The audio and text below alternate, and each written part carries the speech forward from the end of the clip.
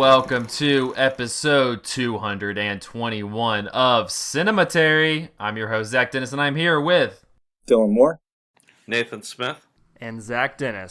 And in today's episode, we will be talking about movies we saw this week in part 1. And in part 2, we will be continuing our directed by Nicholas Ray series with 1952's The Lusty Men. But yeah, let's go ahead and jump into movies that we saw this week. But we are going to kind of switch it up this week. And with the end of FilmStruck, rest in peace, we're going to be giving some recommendation on some last-minute movies you should catch on the streaming service. I'm going to start, Nathan, with you since this was proposed by you. And yeah, give us your FilmStruck picks. Yeah, so there are a couple of movies that I wanted to recommend because they are not the most easily accessible movies. Not impossible to find, but since a lot of people don't watch DVDs or Blu-rays regularly or at all, FilmStruck, made a lot of things available that were not out there. So the first movie that I would like to highlight is Frank Borzegui's History is Made at Night from 1937 with Charles Boyer, Colin Clive, and Jean Arthur. It's a really interesting movie to me, and because I think there's sometimes maybe sort of an idea of old Hollywood and the kind of golden age of the studio system as something that was very rigid and monolithic. It's this industry, this kind of assembly line thing. And I think that History is Made at Night is a movie that shows that it's not entirely true. I think maybe people think that, movies were sort of pumped out and like stamped with a genre, like here's a Western, here's a gangster movie, etc., etc. But History is Made at Night is a movie that really complicates those sort of ideas about genre and about kind of like what, on a structural level, makes a sort of classical Hollywood movie. It's a romance, but it's also a little bit of a screwball comedy, also a little bit of a disaster movie. Although in this time, the disaster movie genre didn't really exist.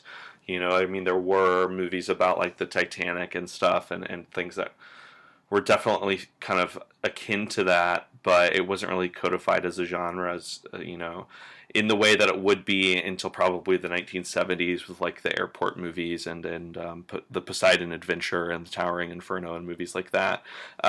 So this is about Wikipedia kind of has a nice little log line.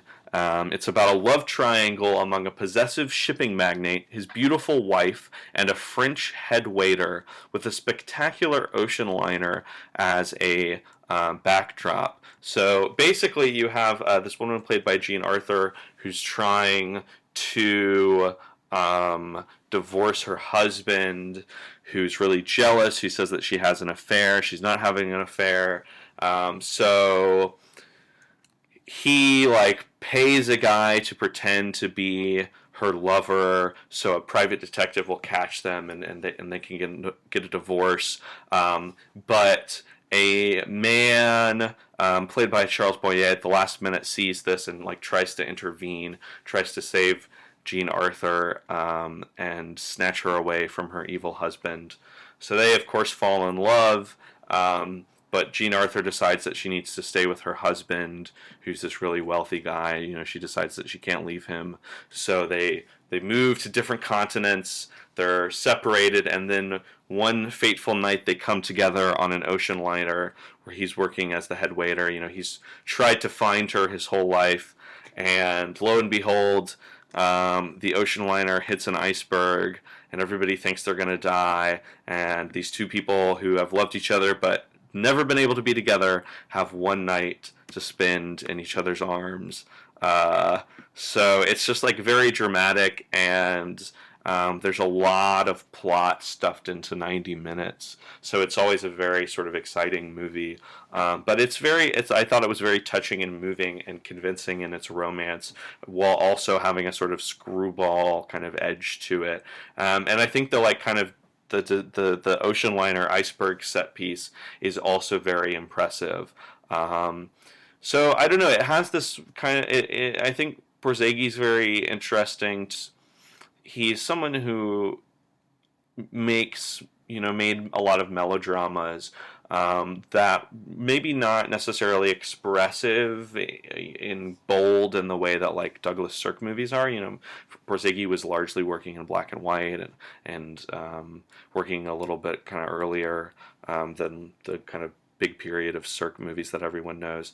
But these movies are very like visually confident and really, he has a really assured, I think, strong voice, and they're very kind of maybe simple sort of setups, but there's something almost a little bit surreal about them. Like there's this kind of just like soft gloss to his movies that I really like. So I really recommend this movie. It's not available on DVD in the United States. So definitely check it out. It's not, unfortunately, the greatest quality on FilmStruck, actually. It's a movie that hasn't been restored and is really in need of a restoration. But I would highly recommend it anyways.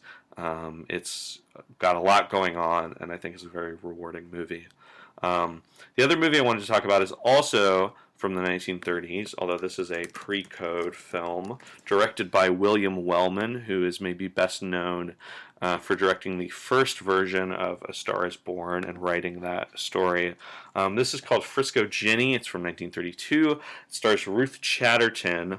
And also, interestingly enough, I didn't even think about this when I was pairing these movies, but it has a similar thing going on to History is Made at Night, where it doesn't really fit clearly into one genre or the other. I mean, it's basically kind of just like a drama, but within that does a lot of things. It actually, flipping the structure of History is Made at Night, starts out as kind of a disaster movie.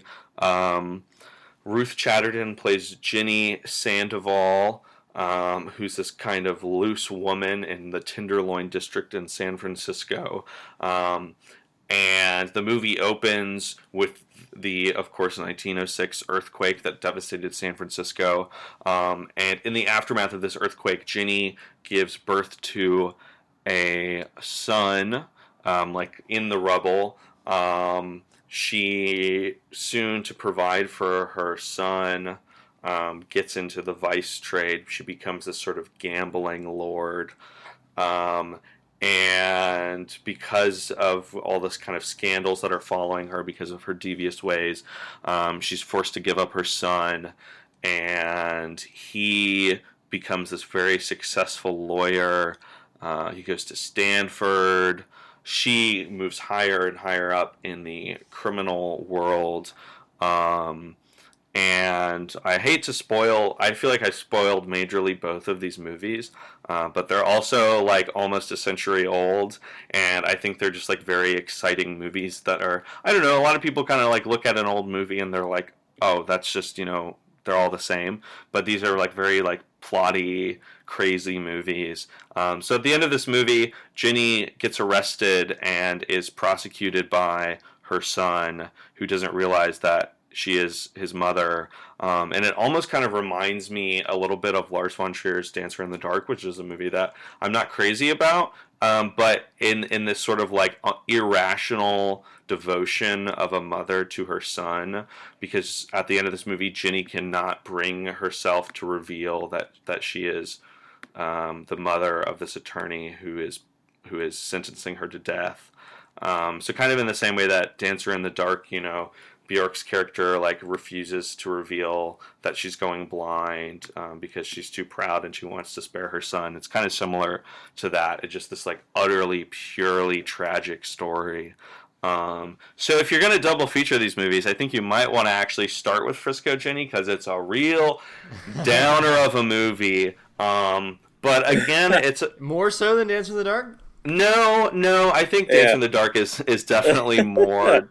Oh, I thought you were suggesting double featuring Frisco Jenny and Dance in the Maybe. Dark, which would probably be way too Yeah, long. if you were to do that double feature, I'd suggest ending with this one. But if you were going to double feature this and History's Made at Night, which I think are movies that kind of complement each other and they're sort of blurring of categories, maybe start with this one. And also, there's actually a number of William Wellman movies on Filmstruck, including A Star Is Born. I also recently watched Safe in Hell, which is this crazy movie about a woman who thinks she's killed her ex-boyfriend, so she flees to an island in the Caribbean where criminals hide out because there are no, like, what is it called?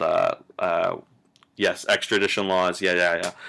So they can just hang out there, and she's the only woman on the island, and everybody thinks, oh, she's just this innocent woman, and she actually reveals herself to be like very vicious and capable among this surly bunch. And it's a very funny movie and like very weird. It goes to a very bonkers place. Like, she gets sold into slavery at the end.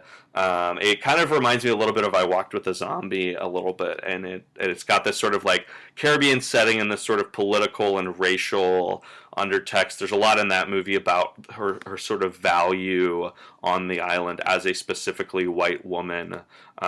Characters are constantly pointing out that, like, there are other women on the island, but they are all women of color. They're all servants. And women are like the other people on the island are constantly pointing out that she's white, and it's just like I don't know. There's a lot going on in there, as there are in a lot of pre-code movies. They're always like fascinating, rich, racy movies, and the best part is that like most of them are 70 minutes, 80 minutes. So you can just kind of, if you want to watch a lot of movies on Filmstruck, and you don't have a lot of time left, like, watch some Wellman movies. They're short, they're fun, they're crazy. So, and also Frisco Jenny was originally recommended to me by friend of the podcast, Darren Hughes. It's a movie he likes a lot. So, if you need another cosign, there you go. So I'll pass the mic over to you, Zach. I believe you're going next. No, we'll do since I guess we're the deep dives. We'll go to a lighter fare. Other Zach Dennis, you want to take care of your picks for Filmstruck? Sure. Yeah, I'm gonna try and run through these quicker because I have a couple more picks. All of my picks, like Nathan's, are not available on other streaming platforms, so you definitely want to get to them while Filmstruck is still around. Firstly, a movie that we've talked about on the podcast a couple of times, and that's Donkey Skin, the film by Jacques Demy from 1970.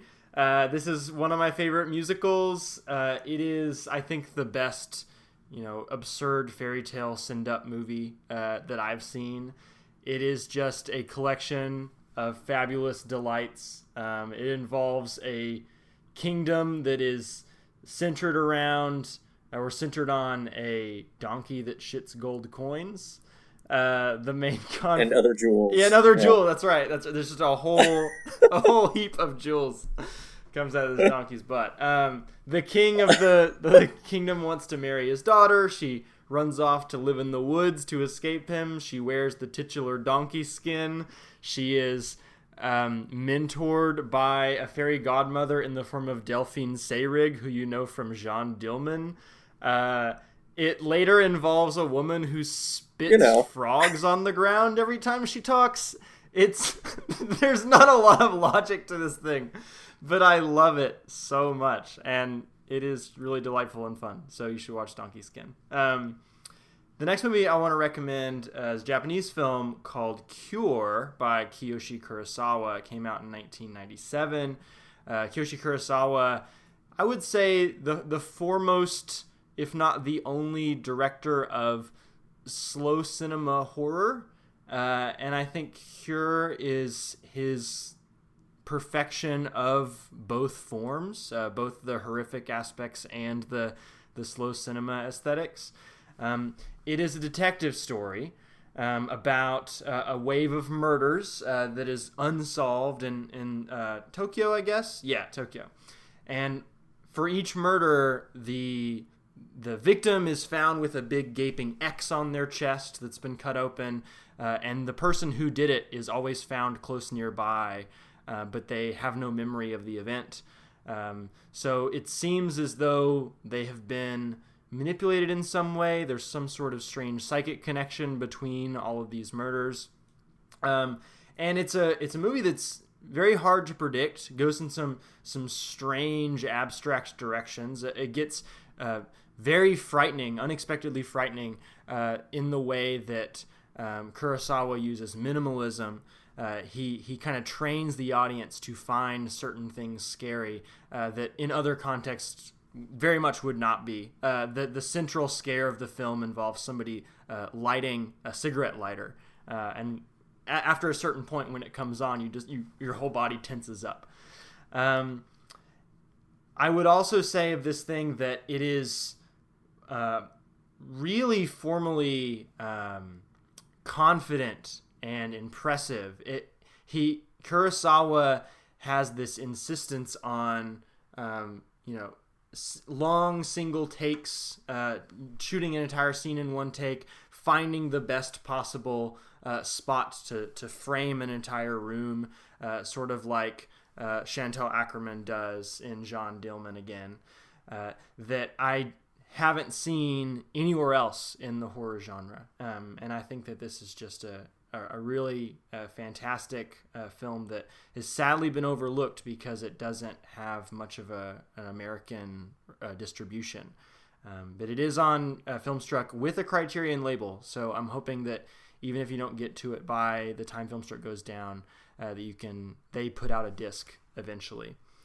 Nathan, you also watched this week. Do you have anything else to say about Cure? Not really. No. You said it pretty well. I liked it a lot. It's an interesting movie where serial killing is almost sort of like a virus. Yeah. And a great ending also. Very good ending. One of those endings where you might initially feel mad that it cuts off where it does, but it cuts off at the perfect place. I'll also flag up my last two movies are by my two favorite living filmmakers, I think I've decided. Kelly Reichardt and A Pitch Pong Were Ethical, both of which have almost their entire catalogs available on FilmStruck. And I won't go too long on the Kelly Reichardt because we had a whole series dedicated to her. But I will say that Old Joy, one of my favorites of hers, is not available in any other streaming services. It's out of print on DVD. Literally the only place you can watch it is on FilmStruck. So listen to our Old Joy episode. Go watch that. Drive out for a hike with your best buddy from 10 years ago and have feels. The last one I'll flag up, again, by Pitch Pong Were Ethical. The highest priority for me until FilmStruck goes down is to watch his movie Tropical Malady, which is the only film of his I have not seen. But because I haven't seen it, I won't recommend that one. I'll recommend instead the one that you can't find anywhere else, and that is Syndromes in a Century, his movie that came out in 2006. I've heard recently that it's his most personal film because it takes place almost exclusively in a hospital. All of his movies have some sort of medical elements to them, but his parents were doctors, which I didn't know until recently. So there's a personal connection if you're interested in him as a director. But this is, I would say, one of the more accessible of Pitchapong films. Even though he has a reputation for being really withholding, really slow, really quiet. Syndromes in a Century is a movie that I find really funny in a lot of places. It takes place first in a country hospital and later in an urban hospital. And just a lot of the interactions that you see between people are really funny. For example, especially like monks and normal people. Yeah, right? like the clergy. there's a great scene near the beginning of a monk having a meeting with a doctor or an appointment with a doctor and asking for medicine because he's having nightmares about angry chicken spirits coming to attack him, and he thinks it's because of the guilt of him killing chickens as a child, but really it's because he's trying to get a lot of pain meds to give back to monks at home who are abusing them, it seems like. And then there's a scene where we see like monks playing with remote control flying saucers, and Darren Hughes' review on Letterboxd of this movie is that the penultimate shot before the final 15 minutes is like a close-up of a guy adjusting his junk. There's just like a lot of surprisingly silly stuff in here for an Apichatpong film, and there's also some really poignant, moving, beautiful sequences as well, especially scenes involving live musical performance. There's a long sequence of acoustic guitar performance in the middle of this movie that is just breathtaking. I could watch that for twice as long as it currently stands. And the way the movie's structured is super interesting as well. It reminds me both of Right Now, Wrong Then, in that it has these very clear delineated two halves, and the second half is sort of a reset, and you see what happened in the first half again, but in a slightly different context. And it also reminds me of Mountains May Depart, which was on our top 10 list a couple years back, in that it seems to show you first an old way of living, like it's contemporary Thailand, but it feels like an older era of Thailand, and then you see the urban setting, and it feels like you're in the distant future. And you're seeing this interesting ellipses between eras or between cultures or ways of living that are in dialogue with each other in interesting ways. So I think this is an interesting film in Apichatpong's filmography, and if you are unfamiliar with him, I don't think this is a bad place to start either. Dylan and Nathan, you guys have both seen this. Anything else to add about it? Yeah, I agree. I think that it's maybe a good place to start. Yeah, it's like taking a warm bath. Yeah, I would agree with that. I'm glad we brought up the humorous interactions, because I do think there is like a through line sense of humor to his movies that are like really, it can be like really dry or small, but I think it on a whole, just watching it makes watching it, even though he's whatever quote unquote slow cinema, that it actually makes it pretty enjoyable to watch. So yeah, cool. That's all I got. Awesome. Well, I guess I will go next. I have two selections to add. The first one is 1950s Stars in My Crown by Jacques Tourneur. Is it Tourneur? All right. This one follows a young pastor in a small town in the U.S., played by Joel McCrea. And like a lot of Tourneur's other films, it's very... the thing I like about his movies is that there is always a plot. There's always something happening, but it feels very lazy in the way that it... And I say this as a compliment. It's very lazy in the way that it gets around that plot. It doesn't feel like it's following some like A, B, C, D. These are the rules that we have to follow. It seems like it's going very leisurely to each point and letting you ruminate and kind of live within the worlds that it's presenting. And this one is no different, because you're following Joel McCrea's character, but you're also following a lot of these other different bubbles around this small town. This is a post-Civil War, Midwest town in the U.S. You can feel the undercurrents of that, and kind of the push between the Civil War and the 20th century of the Americas, bubbling under the surface of this town. And Joel McCrea's pastor is kind of left to wade through that. And that's what's kind of interesting about this movie. You have these different storylines. One, you have the town doctor who is dying, and his son is back in town taking care of him, who's also a doctor. He's reticent to stay in town because he doesn't want to get stuck in the same old place, for his whole life like his dad did. He kind of wants to move on, but is kind of obligated to finish up the work that his dad did and take care of his dad for a time being.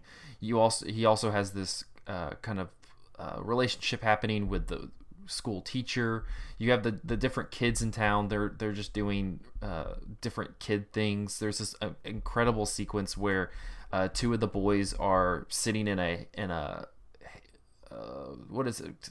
It's a barrel of hay being carried by somebody into town, and they're just sitting on top of the hay talking about whether or not, or what they would do if they were God. And it's like this strange ethereal conversation, almost metaphysical conversation that these two kids are having, and it's so relaxed and it's so introspective into how these kind of people are curious about their place in both the world, but also just this changing country. And then you also have this storyline with Juano Hernandez, who's appeared a couple times on the podcast, most notably in Intruder in the Dust. Continues to be just a fantastic actor. He's almost somebody that we should just like watch a bunch of movies with. I really like him. And in this one, he plays a man who has lived on a plot of land for pretty much his whole life. A businessman in town comes to him and says, "Oh, your plot of land has we found." I forgot what the resource was. It was. It's been a while. Maybe silver. Is it silver? I thought it was silver. But I wasn't 100%. Some sort of resource was found on his land, and he wanted to buy up the land in order to continue his mining in the area because he already had the other lands. And Juano Hernandez's character is like, "No, I've lived here all my life. I don't want to sell." And so, but the businessman keeps coming back, and there's also a masked and kind of silent group of men in town who are harassing Juano Hernandez's character in order to make him move. And I watched I Walked with a Zombie. I've also seen Cat People before this. I think I Walked with a Zombie especially has this incredibly insightful progressive line. I think we talked a little bit about this on a recent episode. Yeah. And Stars in My Crown is no different. I told Nathan after I watched it, one, it was a fucking masterpiece, and that's true, but also that this would work as a wonderful double feature with The Night of the Hunter, as these two sides of like a late 1800s, early 1900s American Christianity spectrum, because the faith in Christianity in Stars in My Crown is not necessarily romanticized as Norman Rockwell-esque as this town may be. I don't feel like it's necessarily romanticized as much as you would see in even a Ford movie or something like that. There are these kind of these clear problems that are starting to permeate the surface, I guess you could say, and that's kind of what the role of the pastor is in this, is to kind of try to steer the direction of the town in the best way that he can. And Tourneur seems so engaged in that kind of streak that I don't really necessarily feel like I see a lot of in really directors of that era, maybe, and maybe that's just an absent mind of mine. I haven't watched enough of 1950s, 1940s films, but he seems to be on a level that not many people are in terms of really engaging in these kinds of social issues. And there's a scene at the very end, not to spoil too much, where this group that's been harassing Juano Hernandez's character, which is I kind of call this like they're like a low rent KKK. Like they're clearly supposed to be the KKK, but they don't. They also look like they went to the Walmart brand of looking like the KKK, which it seems almost like ironic to be the Walmart brand KKK. Are you sure it's not Kmart? That's true. Wow. That's Dylan. That's good. Sorry. But you have this this headway between Juan Hernandez's character and this group of men that's been harassing him, and then Joel McCrea's character, and I don't know. The scene could be, I think, in any other hand, could be really kitschy and sappy and disingenuous. You know, it could be just this kind of like wholesome, like, oh, we'll all get together kind of sequence. And you kind of have somewhat of an ending like that near the end where you find everybody at church. But I don't know, the way that he shapes the scene and the way that McCrea plays the scene, it seems to speak to me a little bit stronger than if this was played in just another general Western. There seems to be something much more aware in this and understanding of the psyche of these men, rather than just making it some kind of B plot or something. It feels he feels much more engaged in what he's trying to say there. I really like this movie. It's you can only find it on FilmStruck. I didn't know it was on FilmStruck until like 2 weeks ago. I would recommend it if you like Westerns and if you're a fan of other Tourneur or Joel McCrea movies. Joel McCrea is really good in this movie. He's fantastic. Nathan, do you have anything else to add? I know you've talked about it before.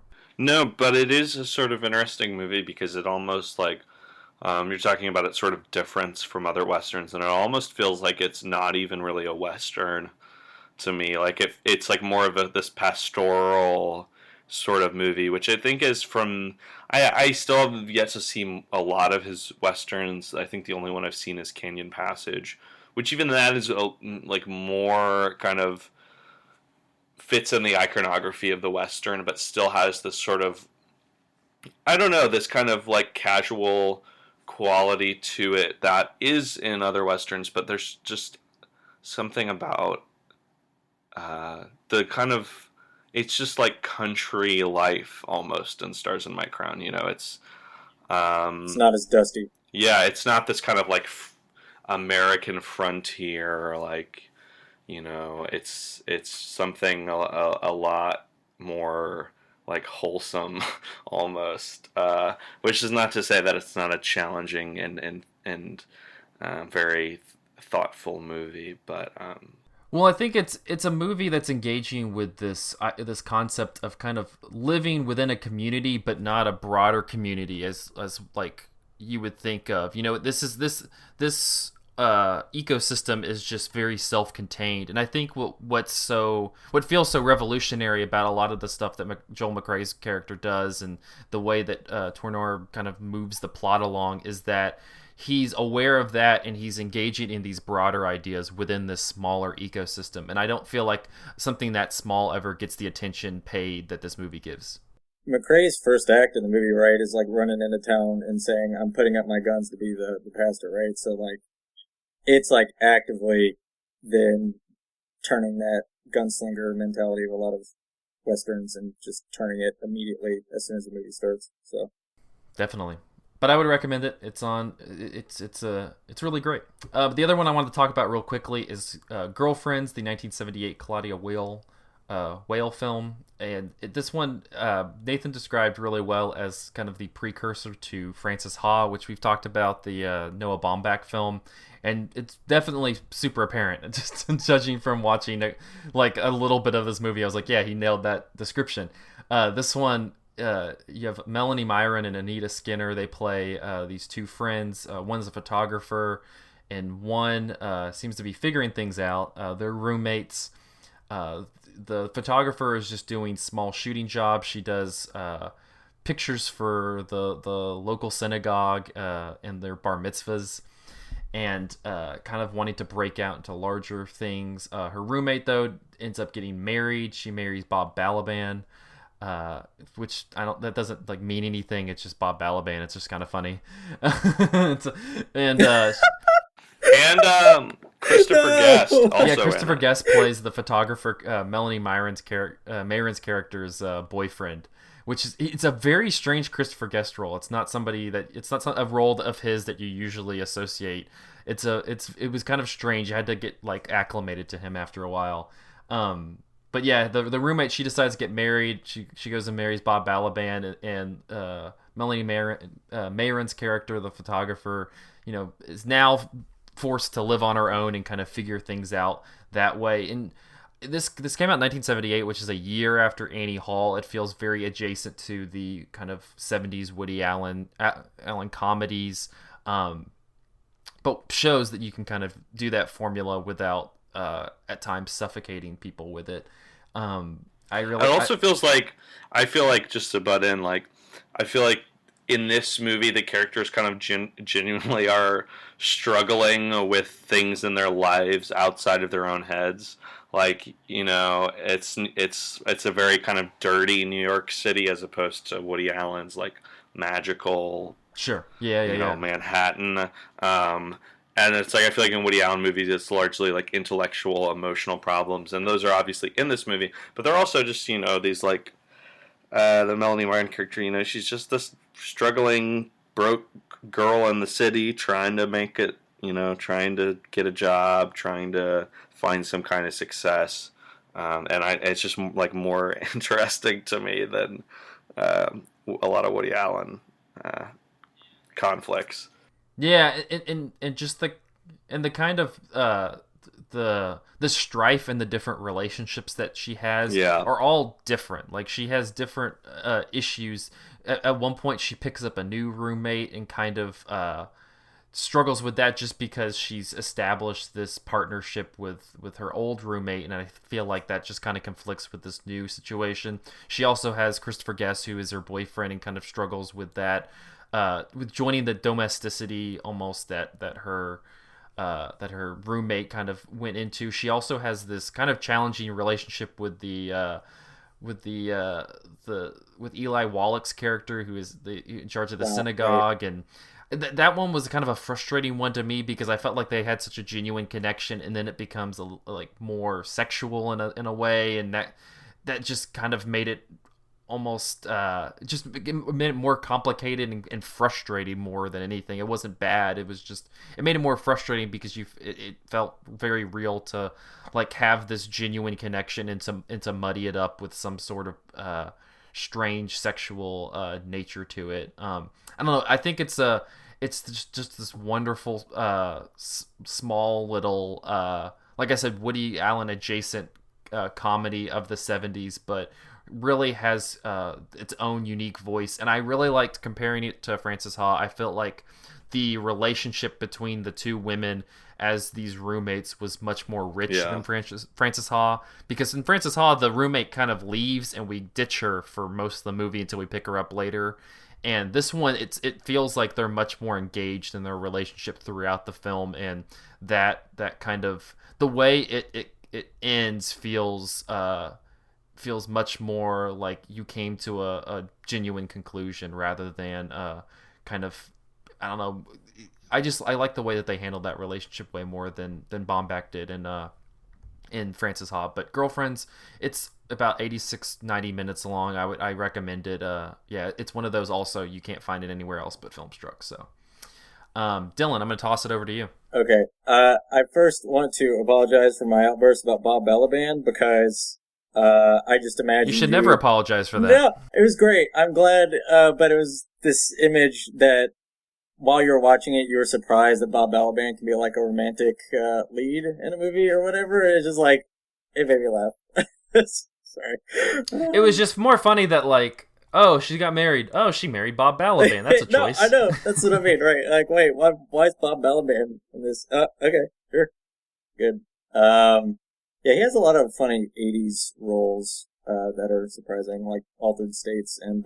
Dylan, you have 7 movies. You anyway, gotta get it. Sorry, yes. Sorry. I'm gonna pare it down to 4 main ones, so I won't take up all of the time. But the first one, Mikey and Nicky, by Elaine May, or directed by Elaine May in like Don't you mean Mickey and Nicky? It stars Mickey and Nike. Yes, I do. I mean, Mickey and Nike. Yes, I do. Michael and Nickel. Not confusing. Michael and Nickleby. Yes. But it stars Pierre Falk and John Cassavetes, and I just kind of imagined Elaine May gets like dropped on the set in the middle of a John Cassavetes movie, and she's like, "Yeah, okay, I got this." And it is basically a buddy movie, but in which John Cassavetes plays a bookie that owes money to the mob and has a hit out on him, and he looks to his friend Peter Falk to help him get to a safe place and out of town, and to say that it turns on him and there's some betrayal, and it's actually really sad. I'm not going to spoil the ending exactly, because even though it's obvious what will happen, where it happens and how it happens is super sad. But it's just, I mean, the main reason to go into this movie is the performances between the two. I think Elaine May ends up taking these Cassavetes characters, Cassavetes included, into a different direction than even Cassavetes does. There's like, Cassavetes has sweet moments, but it's like under intense pressure and pain. While this one is, I'm not gonna say lighter, because there's like a Damocles hammer, or Damocles sword just like hanging around in this movie, so it's doomed from the start. But I don't know, there's like a way that they get them to play off each other that I feel like she takes his movies on like a wider lens and a wider canvas, and Cassavetes likes to keep it generally tight and like have people careening into spaces between each other. So, and I think, Andrew, are they about to put this out, Criterion? Yeah, it'll come out in January of next year. Okay, cool. But, so if you don't want to wait until January, it'll be on FilmStruck. This is like the only place, I know to watch it. And this was like my first Elaine May movie, and I was actually very surprised when I found out. I was like, oh, okay. And then I watched, her other ones, and most recently Ishtar, which is, wild. But, so recommend that one. And then on a different note, a very dark note, also a black comedy, but it's called The Cremator. It's a part of the Czech New Wave, all these 60s movies, that came out from Czechoslovakia under like, the communist, national cinema system, that pretty much most of them get banned by the government that keeps changing hands, the administration that keeps changing hands. So this one, after its premiere, gets immediately banned, and apparently was kept in a vault from release until '89. So like until the fall of communism, this movie, or under the Soviet system specifically, this movie was banned, and hidden away. But it's by the director Yuri Herz. I haven't seen anything else by him, but this is of this kind of similar feeling with a lot of other Czech New Wave movies, where there's like an intense, dark comedy to it. So from the title, this character plays a cremator, Carol Kupfrinkel. I do not want to spell that out loud because it is intense, Czech name, but he plays a cremator, and he takes his duty very seriously, insofar that he's like wrapped himself into this sacred space, and the cremation is shot, and the location it's shot in is almost like a temple, and he kind of puts his craft as like an art, insofar that he wraps himself around in the Tibetan Book of the Dead, and like, literally no one else responds to this fact, except, like, him. I don't know how he gets this book. He doesn't really explain where he gets it, except it was just passed down somehow. And it is basically inside this, person's head for most of the movie. It is like, as it ramps up to the end, which is very sad and brutal, is, like, almost feverish because it's set in the 30s, and he's working as a cremation system, and eventually, when the Nazis come in, the Gestapo and the SS really take over, the law enforcement in the area, he ends up basically getting hired to, out people, and then also maybe eventually help build, burning chambers en masse. So it's, pretty terrifying by the end. It definitely becomes a horror movie by the end. It's 96 minutes, but it is a head trip.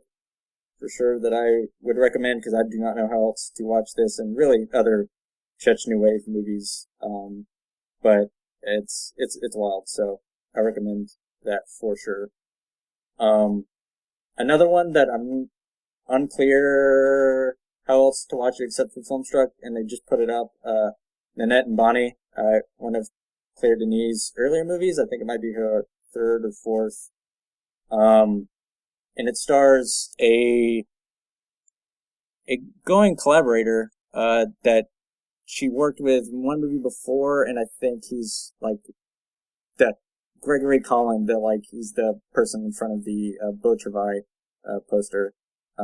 So it's like one of the collaborations with him, and he plays like a kid who ends up moving into his dead mom's house and is estranged from both his sister and his father. He works kind of idly with friends that he's housed with at a pizza joint. The main thing about this movie is the titular relationship between the two siblings, the brother and sister, that she does this hell of a thing that just drops you kind of in the middle of this relationship, and it takes you the longest for it to really set in what their relationship is with each other, which underscores how estranged they are. And I hesitate to tell where this movie goes. She ends up getting pregnant, and their relationship gets really weird and strange, and how they have to navigate that, even though they are brother and sister. And there's this early on, he's a funny character, Bonnie, that he's they're all kind of living on the poor end of things in Paris, but at one point he gets so excited about getting a coffee maker from the black market that he just puts it next to his bed and just hugs it every morning. And it is the saddest, sweetest thing. And early on there's this really beautiful moment that I think only Claire Denis could get, of a really intimate moment inside of that room with himself, where there's just this passing light that I'm really not sure how she captured, that is really evocative and beautiful. And the only other movie of hers that I've seen is Beau Travail, and it is, I'm not gonna say it's decidedly different because the through line is with Gregory Collin, but it's the relationships and the tone are so different that I'm surprised that they came one after another. But I would really recommend that for sure, since it's on Filmstruck and I have no idea how else to watch it. And my last one, pretty sure I've talked about it before, so I can just keep it short and sweet on this one, is Cluny Brown, Lubitsch movie that came up from 46, and apparently now it's easy to say to just pair it with History is Made at Night, because also starring Charles Boyer, so that could actually be a pretty good double feature with him in it. I ship it. Yeah.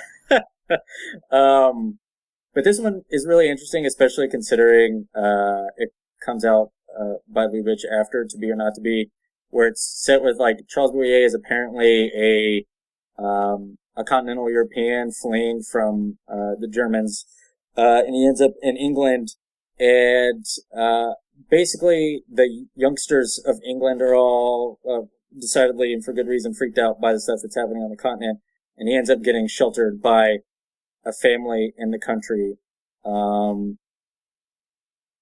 And it plays as this, well, how's in the middle of rural England kind of dealing with the fact of potential evasion and becoming, Nazi regime in Germany.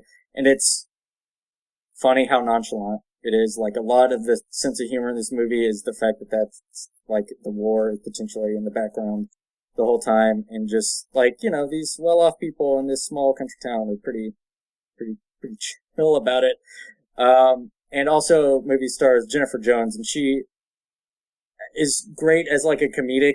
I don't want to say she plays the straight man to Charles Boyer, but he's just so playful, and she just kind of has to. She ends up having to play a proper role. She is because of her uncle, a plumber's assistant. So early on, there's infinite amount of plumbing jokes, but she ends up also in this country town, and so her and Charles Way end up in like a playful relationship while she's being forced as a maid to be a maid, be more of a woman, of that image, and end up married to a very stuffy shirt, chemist, which is very funny. But, so those kind of four, I feel like, all I don't know how else to watch except while it's currently on FilmStruck. So, Mikey and Nicky, or Nickel and Nickleby, and the cremator. Yes, Mickety. Sorry. And Nanette and Bonnie and Cluny Brown for sure. Those are like really solid 4 movies to check out. So. Good stuff. We talked forever, so we're going to take a short break, and then we'll be back talking about those lusty men after this. Hello, Cinematary listeners. This is Zach Dennis with an important message because I have not talked to you enough during this episode. Cinematary would like you to know that we do not want your money. We're not clamoring for your dollars. At this time, we just want to enjoy each other's company and talk about the movies and feel our, distribute our thoughts to the world and become podcasting moguls. Simple stuff. No money involved. However, there are a few things that you could do to help out the show. We would really appreciate it. The first thing is review us on iTunes. I know literally every podcast asks you this. They're like, please review us on iTunes. But it's like important because, I don't know, iTunes, this is just what they do. This is how the Apple lords constrict us and keep us in their system. That's just what happens. So we need a nice little review. Just take like 2 minutes one day, be like, this is podcast review time. Put us on the list. Secondly, you can tweet us. We're at Cinematary on Twitter. Or better yet, send us an email. We're cinematary@yahoo.com so we can hear from you. If you're just like Zach, you have terrible taste. Why do you keep talking about these superhero movies? You keep talking about these Japanese movies where all they do is drink sake and smoke cigarettes and talk about how life's awful. And I'll be like, yeah, but you're wrong. And you'll be like, yeah, but I'm just emailing you. And it'll be a whole thing. It'll be a nice discourse. Think about it. And finally, please tell your friends and family, they should know as well. I'm sure they like movies. I'm sure they like podcasts. We don't know. To recap, review on iTunes Review Day. Do that. Secondly, send your thoughts, Twitter, email, one of those. Do it. Third, share with your friends and family. We would love it. Do it. Please. Thank you. Now, let's get back to the show.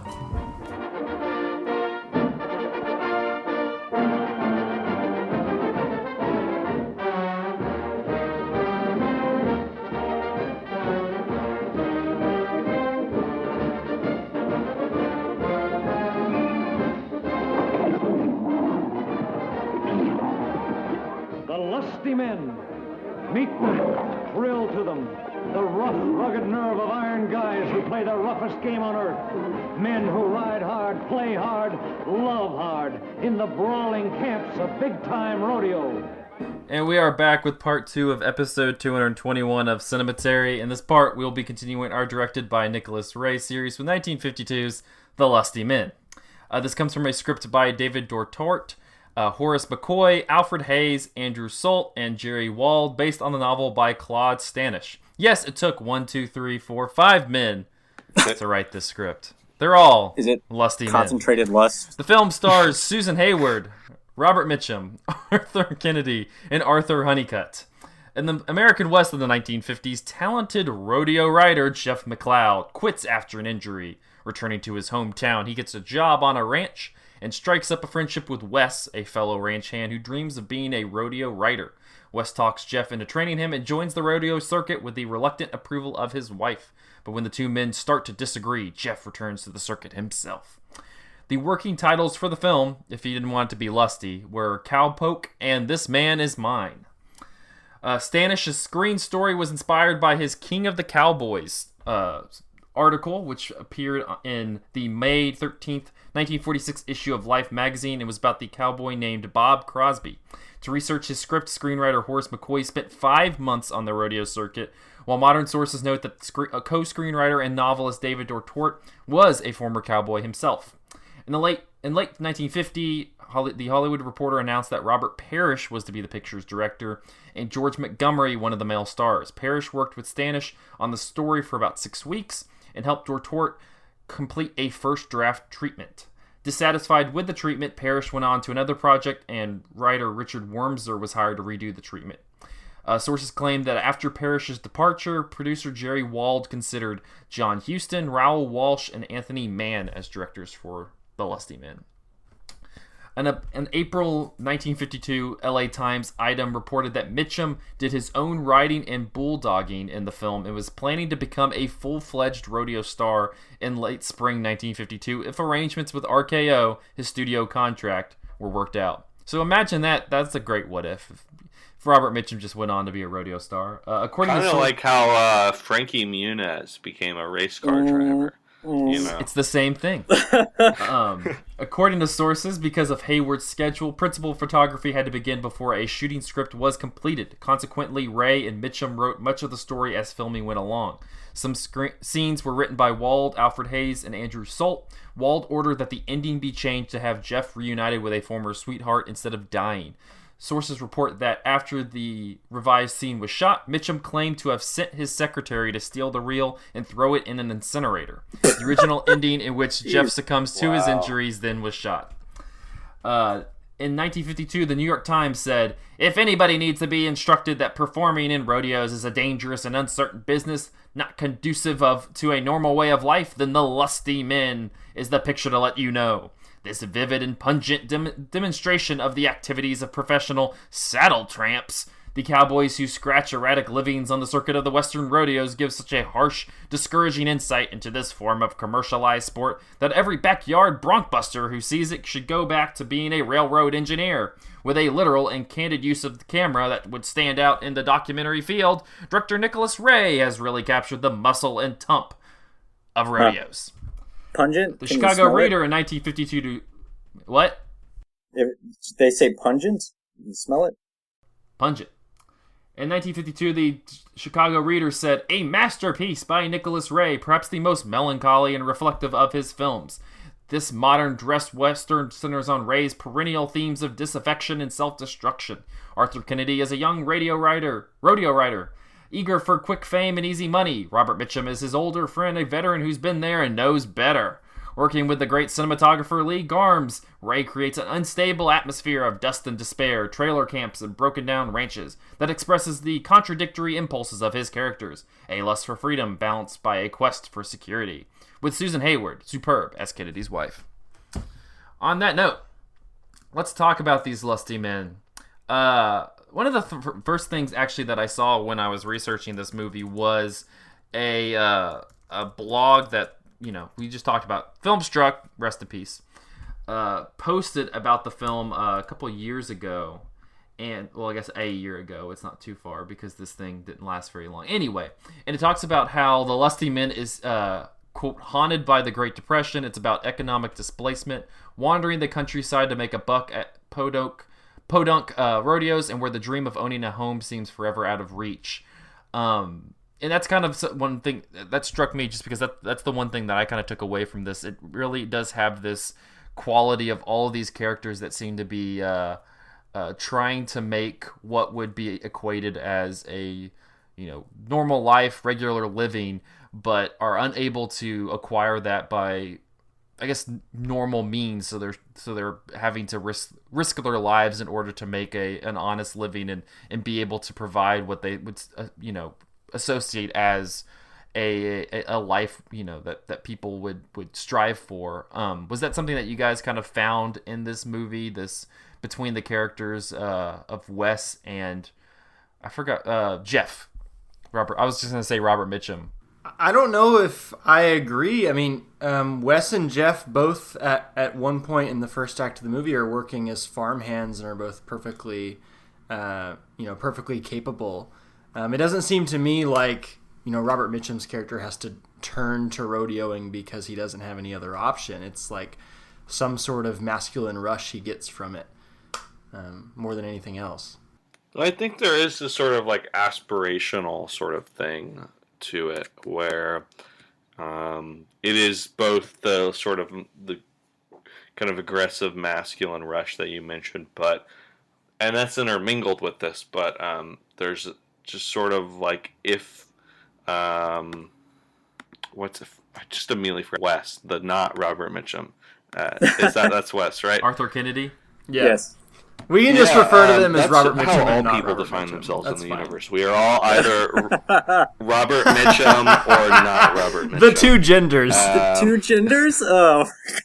No, but it's like he wants something more, you know. He wants a larger slice of the pie, and this is like the only way he can see that he can reasonably like actually have a shot at, you know, getting more money and doing that. But that is also wrapped up in that sort of like, you know, masculine competitive drive, because it's like, why does he want, you know, more? Why does he want that bigger piece of the pie beyond, you know, just like, you know, caring about his wife or whatever?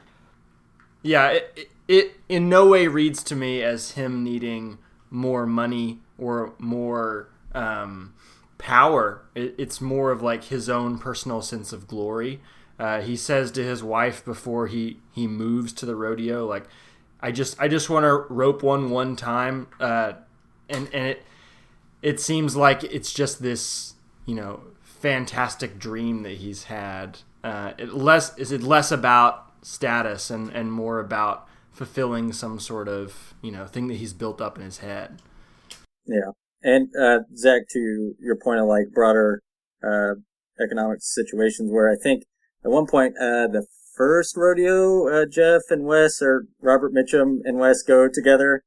He points out that there's this one guy who is like provides the horses for a lot of the rodeo. You know, the ones that have all those crazy fanciful names, like Time Bomb and Black Widow, that apparently he's been moving further out south than you're used to, and so you kind of get all this stuff in the periphery that it makes it seem like everybody's just kind of scraping by or expanding out from the very beginning. I mean, and like the third image of the movie, after Robert Mitchum gets in that accident, that he's just kind of washed up, and it's this dusty post-festival arena that is just like very melancholy, and you're like, oh, this is not sustainable, whatever this is. So that was my favorite shot of the movie, of Robert Mitchum slowly walking out of the arena with all these papers flying in the wind around him. Not just the normal exit, but the stock exit.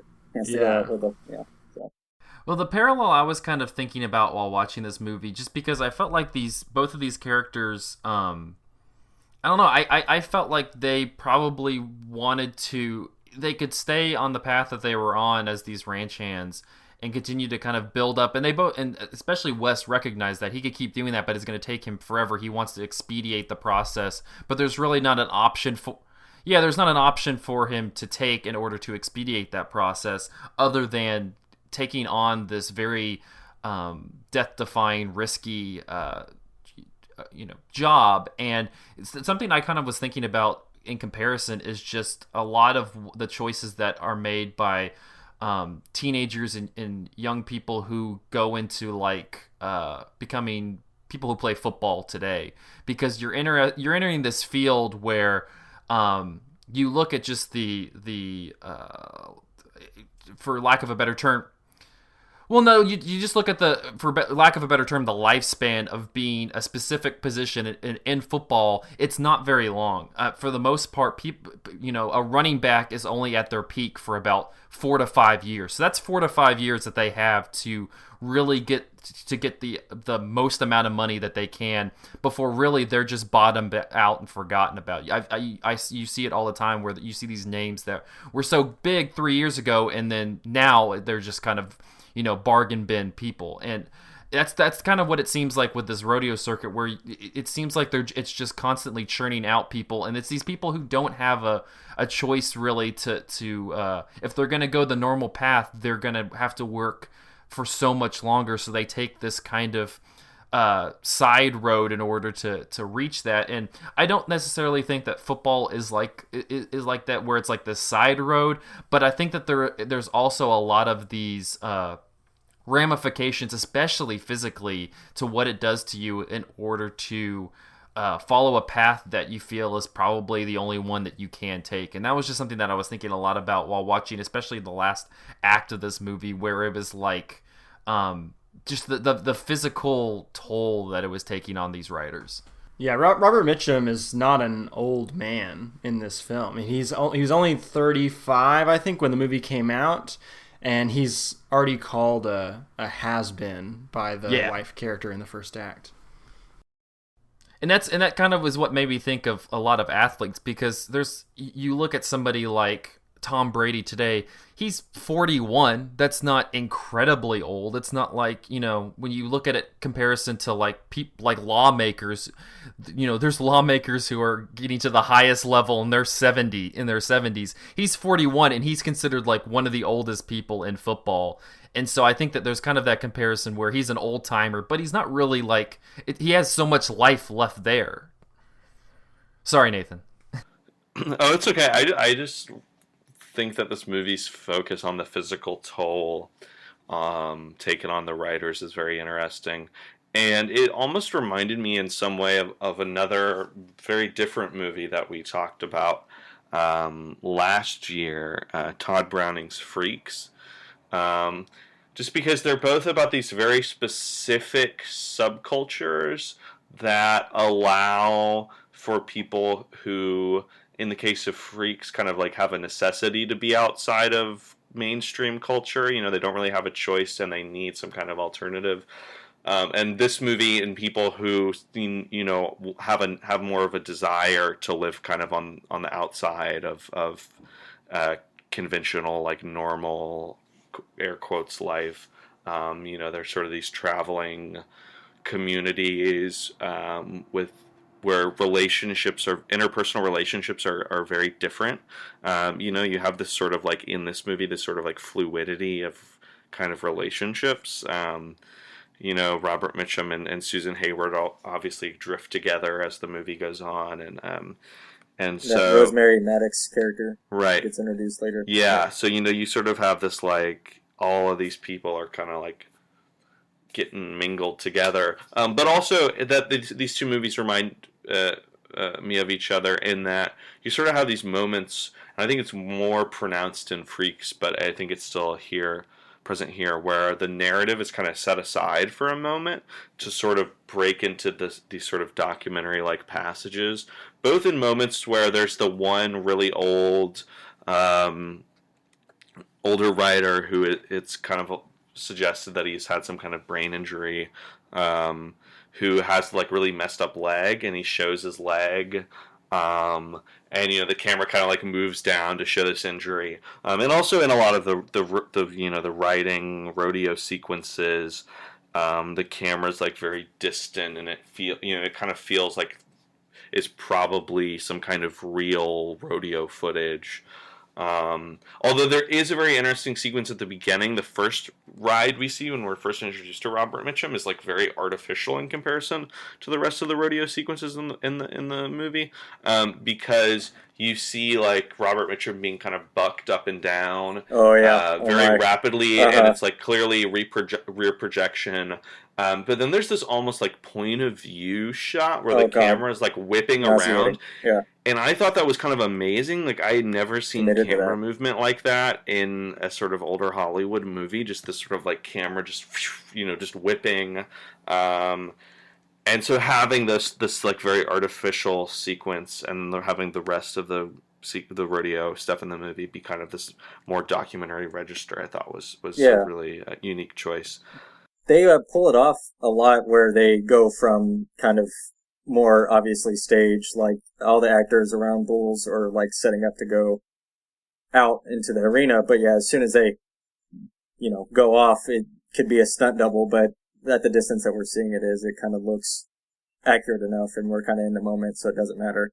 But yeah, that sequence, I think it happens more than once, where it's like this really low angle shot, and it's just like, I'm not sure exactly if they're just shaking the camera or like whatever he's on, but it's like really goofy, but it like works enough to generate like this weird energy for that sequence in the movie. Yeah.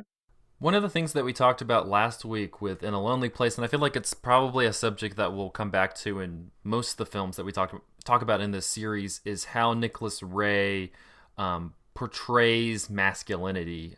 We talked a little bit about how Humphrey Bogart is kind of dissected especially compared to kind of his screen persona up to that point. And nobody, I mean, Robert Mitchum at this point, this is relatively early in his career. I wouldn't say he has a screen persona as much as he would later, but what did you guys make of kind of Nicholas Ray and his lens towards masculinity and the Lusty Men compared to In a Lonely Place?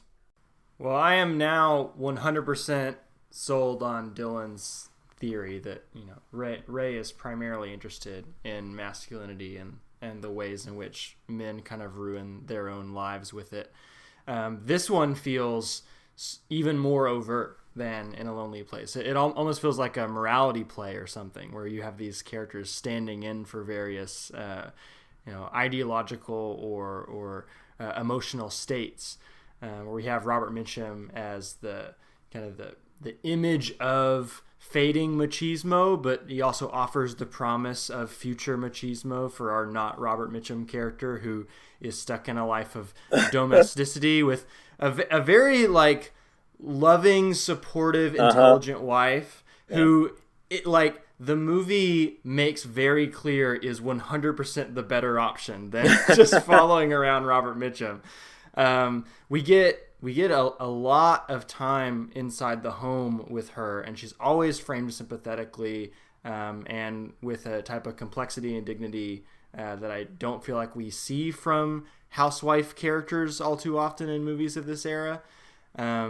And the movie just slowly shows the consequences of moving away from that domestic lifestyle, until we have one character dead and the other character deciding, I'm going to go back to where I started. Like, it just feels very clearly didactic, and I don't mean that in a bad way. I think that it's really interesting how her character, Susan Hayward's character, multiple times admits that she chose to marry Wes because he seemed like the kind of the most stable, reliable, sensible option for her, and so she has had to kind of make this sacrifice and make this very considered, thought out choice. But Wes and Jeff have the ability to kind of make these reckless, self-destructive choices. And I think it really is like one of the great movies kind of about which in a Lonely Places too, I think, and Summer Frey's other work, about the kind of like death drive of masculinity, of this just like desire to just like destroy things and destroy yourself. For money, hopefully. And Robert Mitchum is like so great at just carrying the kind of like weight of that that anger and that pain in his body. He's a very like kind of like it's like the miles, not the years sort of actor. Where like even though he was not that old at this point, he feels like heavy and tired. For sure. And to Andrew's point about it kind of being split, the Humphrey Bogart character is having a clear internal struggle the whole long way of In a Lonely Place, while here that same struggle gets externalized between Jeff and Wes, right? Where Mitchum, even though he is carrying that pain, to your point about him being like an image figure, that it's like he's more detached from it because he's gone through it, and so it's a clear separation between the two, so it's like a similar struggle but made more melodramatic, and to the point of its ending where one has to die for it. So, and I think the movie does a good job at presenting the outside perspective of the women looking in on the violent death drive of their partners, not just in Susan Hayward's central wife character, but also some of the more tertiary wives in the movie.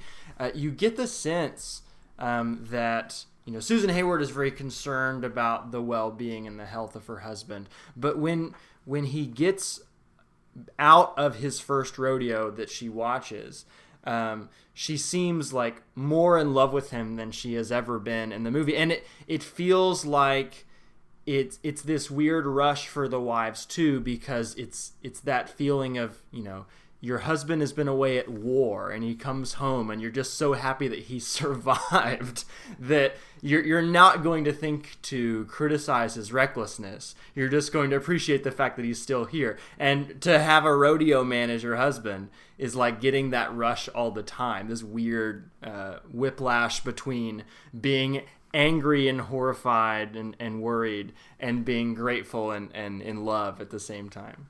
Right, so there's like this pairing image with, what's her name, Grace Burgess and the Burgesses or whatever, the guy that like had that really intense scar across his face, who gets gored right before, Wes goes on to ride a bull.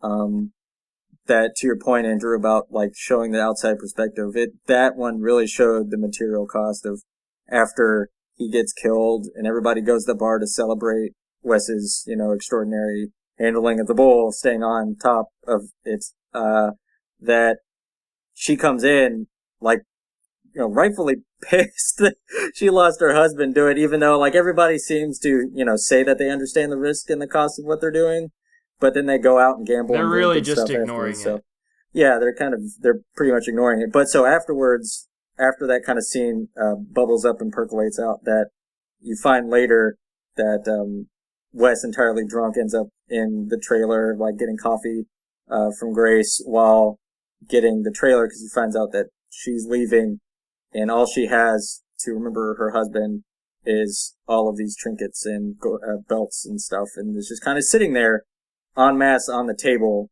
and it's like this very literal, like, material understanding of what just happened here, that loss. So, yeah, to your point, Andrew, that's rough. On a scale of 1 to 10, it was probably a 7 lusty. It was. How lusty was it for you? Just big lust all the time. Oh wow, It's very okay. true. In a lusty place, lusty guitar, Big lusty? men without a lust. Bigger than lust. That's it. Bigger than. I also want to really quickly, before we just dissolve and devolve into the riff zone, give a special shout out to the cinematographer of this movie, Lee Garms, who shot a number of the most beautiful movies ever, like Shanghai Express, Morocco, King Vidor's Duel in the Sun, Howard Hawks' Scarface. He was not credited, but shot a lot of Gone with the Wind, and people apparently credit the big railroad yard sequence, with all the bodies laying out. The sequence most recently featured in Black Klansman. He supposedly shot that, and was also a very early proponent for video technology, apparently. So really doing his work. Here. Also some really beautiful, like, noir movies, Nightmare Alley and Caught. Yeah. There's, like, really thick blacks in there. That's very good. It also says he shot something for Hitchcock and Ophuls, but I can't find what titles. Yeah, Ophuls was yeah, Caught. okay, cool. That was his. Yeah. Yeah. Great looking movies. Talented guy. Good with the lights. The Lusty Men is a nice looking movie. And some wild trick shots, right? I mean, we already kind of, like, explained some of that, but yeah. to think that he committed to doing that. Yeah. Robert Mitchum, just like a quintessentially American actor, one of the great actors, I think. A hero to stoners everywhere. He's a big one. Great, so many great movies. Also, Knoxville Connection, Thunder Road, his movie Thunder Road, about moonshine runners, which he largely directed, was shot in and outside of Knoxville. That's the movie that supplied Bruce Springsteen with the name of the song, Thunder Road. So, Nathan helping out with your bar trivia, guys. Okay. I know. I just, I've read a lot of Wikipedia in my day. So, What are your Nice. favorite Robert Mitchum The, movies, guys? What are your something ab- favorites other than Night of the Hunter? I've only seen. Wait a this minute. Well, I guess I've seen a What? couple movies he's in small roles. Like he's in Dead Man, and I've seen that. Yeah, But yeah, these are the only two. this is a wild perspective for this podcast that it's like Night of the Hunter might be the main centerpiece for a lot. Yeah. Okay, well, I'm just gonna throw out a recommendation. A great film. Great, it's Noirvember. You gotta watch a film noir in Noirvember. So I would recommend a little movie called His Kind of Woman from 1951, directed by John Farrow and Richard Fleischer. Richard Fleischer of God. Soylent Green, Wow. Fantastic Voyage, Conan the Destroyer, Mandingo fame. This is also it has Jane Russell and Vincent Price. Really weird God, that movie about it's produced by Howard Hughes. It's about a lot of things. It's a very hot and bothered movie. Some good if you're into leather, this might be a good movie for you.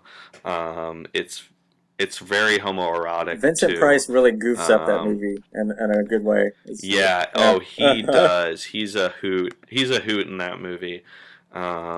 It's just very weird. It's just very weird in that way that only old Hollywood is. Where it's just in its own little world, and feels kind of alien.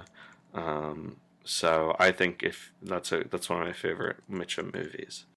So though for this movie specifically, we have not talked about his one-liners, his consistent countryisms throughout, that make up his performance, which is incredible, really.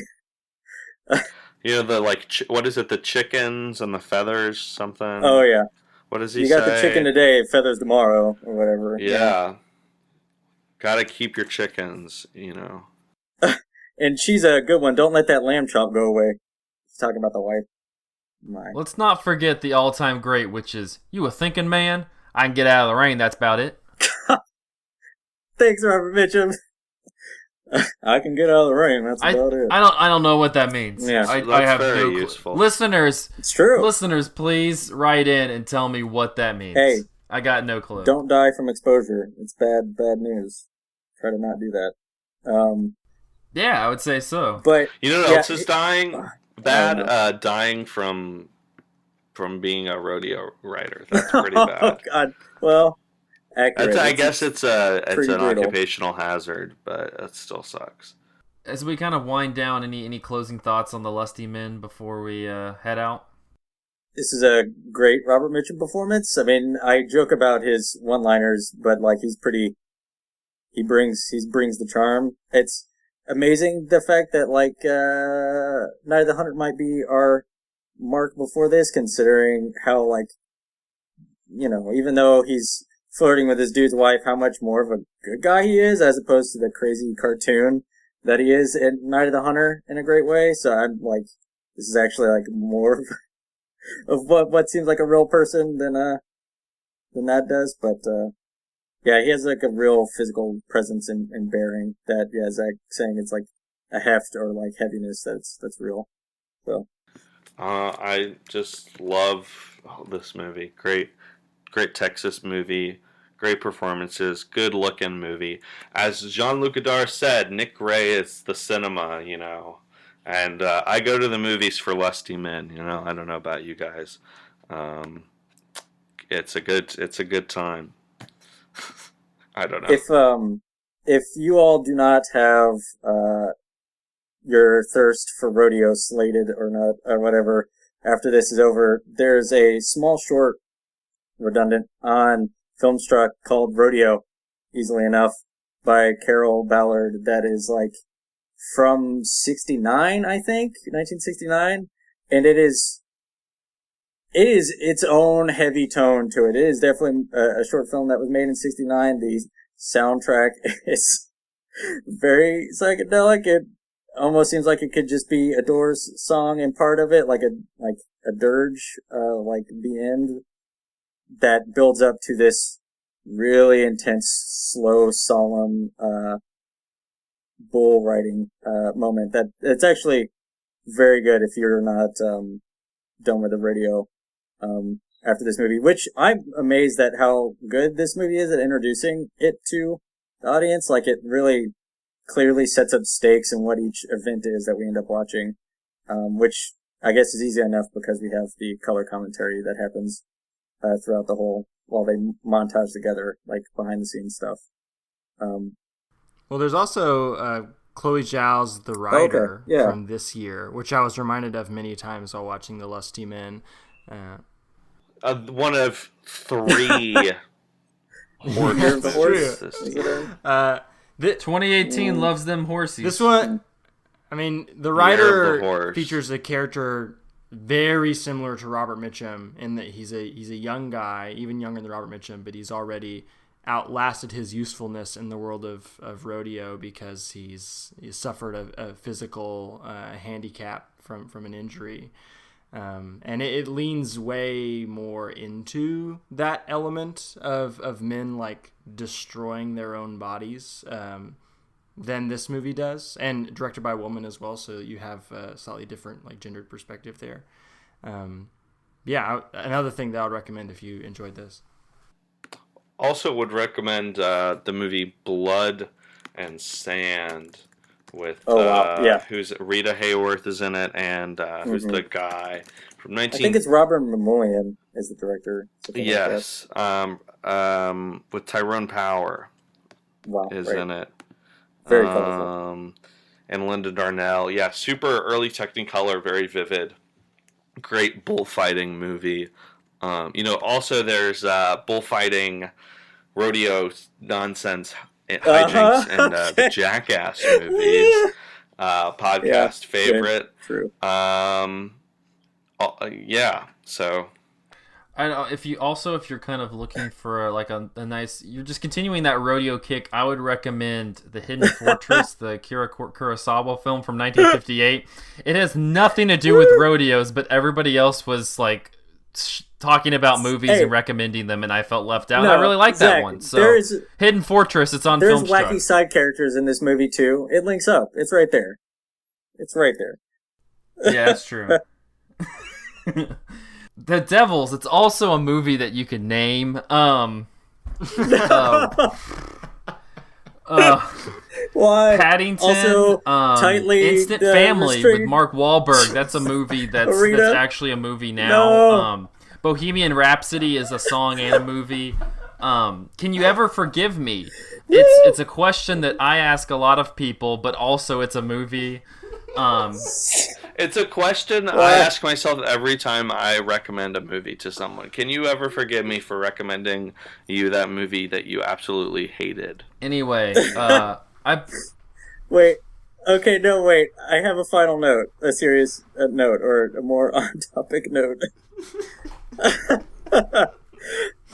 Thinking of this as like a Western is really interesting, considering like all... we already talked about Stars of My Crown earlier, but how much of it just stripped down to talk about just the How Green Is My Valley as well. That's the respect a movie. and insecurity.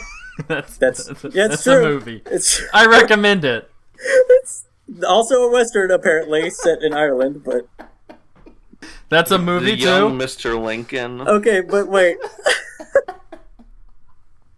No, Lincoln. Did you know that Lincoln is actually, you could consider Lincoln an Indian movie because it was largely financed by an Indian company who was doing debt financing. Speed Racer is a movie as well. No, it's great. I did not actually know that. I'm so sorry.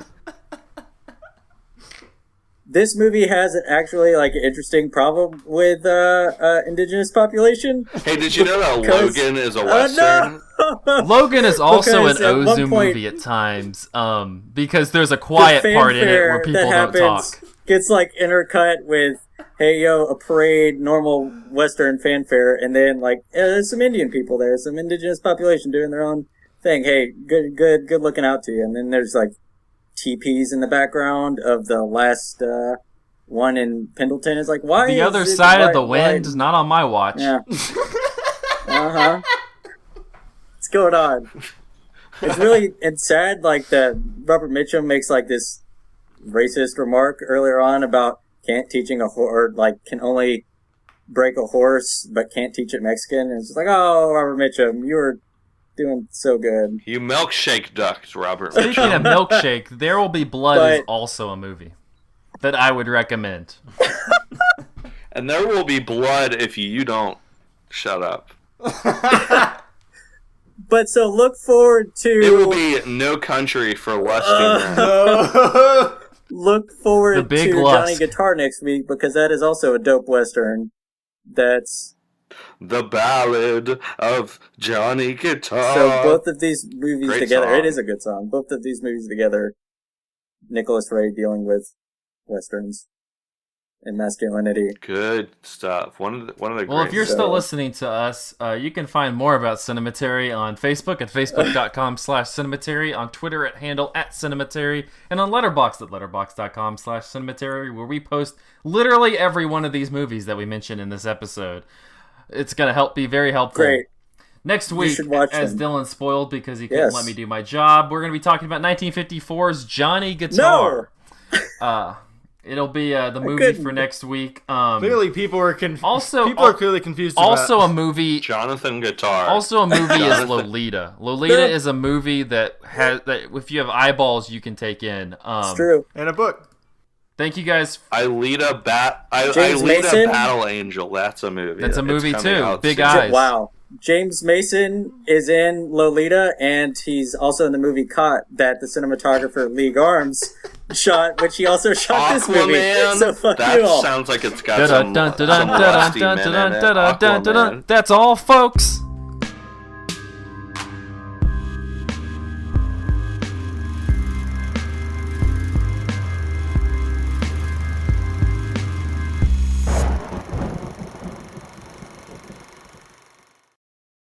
Like a lust in the men.